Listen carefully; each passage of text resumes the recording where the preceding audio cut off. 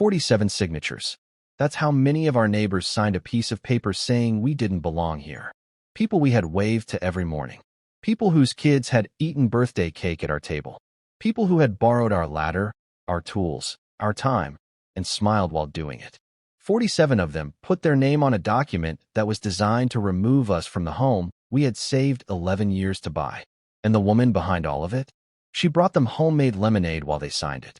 We moved into Sycamore Lane in the spring of 2019.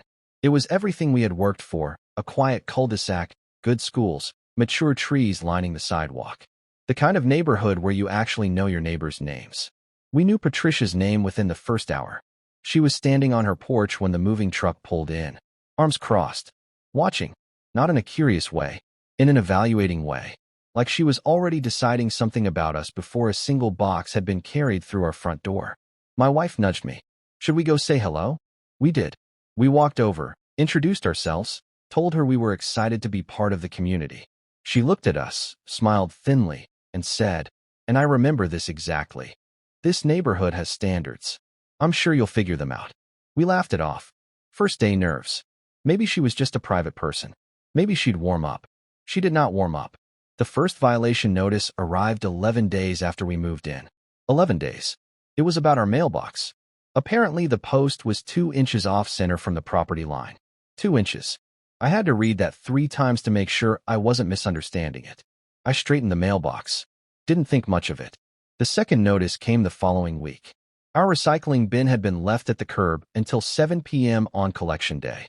The rule stated bins must be removed by 6 p.m. 1 hour. We had been 60 minutes late because my wife had an emergency at work. I moved the bin. Still gave Patricia the benefit of the doubt. By the 4th month, we had received 9 violation notices. 9. Our neighbors on the left had a boat parked in their driveway for 3 years. The family across the street had a basketball hoop that hadn't moved since 2015. The house at the corner had paint peeling off the front door in sheets. 0 violations. Not one. Just us. That's when I stopped giving Patricia the benefit of the doubt and started paying very close attention. I requested our HOA file through the management company.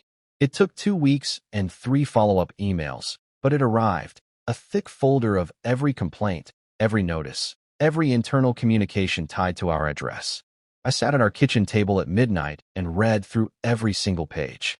Patricia had filed 31 complaints against us. 31. Some of them were things we had never even been notified about.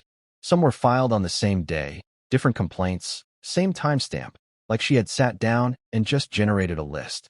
One complaint was about the color of our outdoor cushions. Another was about the angle of our security camera, claiming it was pointed at her property. It wasn't. I checked.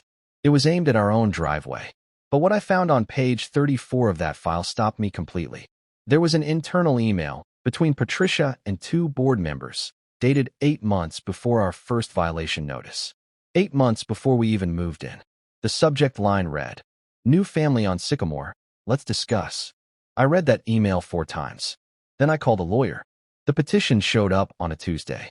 A letter slipped under our door, printed on HOA letterhead, informing us that a formal petition had been circulated requesting a review of our repeated and ongoing failure to meet community standards, and that the petition had been signed by 47 residents. My wife read it standing in the hallway. She didn't say anything for a long time. Then she looked at me and said, "What do we do?" I had spent the last 3 weeks preparing for exactly this moment. I looked at her and said, "We go to the meeting." 47 signatures. 31 complaints filed against us before we even unpacked our last box. An internal email that proved this wasn't about mailboxes or recycling bins or cushion colors. And a petition delivered under our door like a verdict, designed to push us out of the home we had fought 11 years to own. Patricia had spent months building her case. We had spent 3 weeks building ours. The annual HOA meeting was in 12 days. I want to tell you what those 12 days looked like because it wasn't dramatic. It wasn't loud. It was quiet, methodical, and exhausting in a way that only people who have been wrongly targeted understand. We built a document. Every violation notice, dated, photographed, cross-referenced against the actual HOA bylaws. Side-by-side comparisons of our supposed infractions versus identical situations on other properties that had never received a single complaint. The boat in the driveway next door. The peeling paint at the corner house. The basketball hoop that had been in the same spot since Obama's second term. Then we went deeper. HOA board meeting minutes are public record. Most people don't know that. We requested every set of minutes from the past 4 years. We read through all of them, hundreds of pages, and we flagged every instance where Patricia had spoken, voted, or formally acted on anything related to our property. Then our lawyer made one additional records request. Patricia's own HOA file. Here's what we found. Patricia had 3 outstanding violations of her own, all filed by other residents, all sitting unresolved for over 2 years. A storage shed built without HOA approval. Exterior lighting that exceeded the allowed lumens. A fence extension that crossed her property boundary by 14 inches. None of them had been acted on. You want to know who was responsible for reviewing and acting on resident file complaints? The HOA president, Patricia. She had been sitting on complaints filed against her own property by her own neighbors for 2 years, actively doing nothing, while simultaneously filing 31 complaints against ours. Our lawyer used one specific word when we showed her the documents. She said, selective enforcement. In HOA law, selective enforcement means the board is applying rules inconsistently, targeting some homeowners while ignoring identical violations by others. It's not just unfair, it's legally actionable. It voids the enforceability of every fine issued under those conditions. Every single violation notice Patricia had filed against us, potentially unenforceable. Every fine we paid, potentially recoverable. The meeting was held on a Thursday evening in the community clubhouse. Folding chairs, fluorescent lighting, a folding table at the front where the 5 board members sat. Patricia sat in the center. We arrived early and sat in the second row. Our lawyer sat beside us. We had a folder. One folder. Clean, organized, labeled. Patricia noticed us immediately. I watched her eyes go to the lawyer. Something shifted in her expression, just slightly, but I saw it. The meeting opened with routine business. Budget updates. Landscaping contracts. A proposal about holiday lighting rules. Then Patricia moved to the petition. She stood up and addressed the room. Measured, confident, the way someone speaks when they believe they've already won. She talked about community standards, about the importance of consistent compliance, about how the board had a responsibility to act when residents, 47 of them, expressed serious concerns. She was good. I'll give her that. When she finished, the board chairman asked if we had anything to say. I stood up. I didn't raise my voice. I didn't perform outrage. I opened the folder, placed a single document on the table in front of the board, and said the 6 words that ended Patricia's 11-year reign over Sycamore Lane.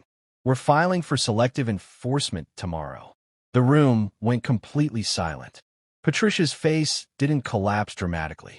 It did something worse. It went completely still. Like every calculation she had been running suddenly returned an error she didn't know how to process. Our lawyer slid copies of the supporting documentation to each board member. The violations, the cross-references, the unresolved complaints against Patricia's own property, the internal email from 8 months before our first notice. The board chairman read for approximately 90 seconds. Then he looked at Patricia. He didn't say anything. He didn't have to. Patricia resigned from the HOA board 4 days later. Every fine we had ever paid was reviewed and reimbursed within 60 days. The petition was formally withdrawn and removed from our HOA file. And on a Thursday morning, about 6 weeks after that meeting, I was in the driveway when Patricia pulled out of her garage. She slowed. We made eye contact for a moment. She drove away without saying a word. 47 signatures. 31 complaints. 6 words. That's all it took.